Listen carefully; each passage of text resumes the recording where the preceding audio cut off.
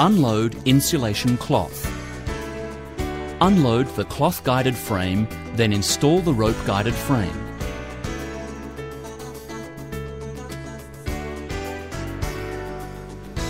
Pass the insulation cloth through the rope-guided frame and connect with cloth laminate.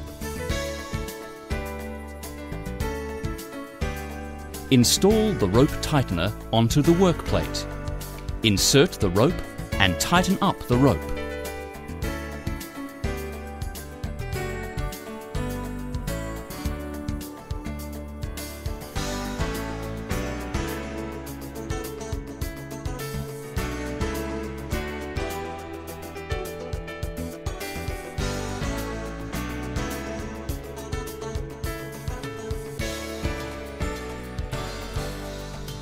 Fold the edge of banner with rope.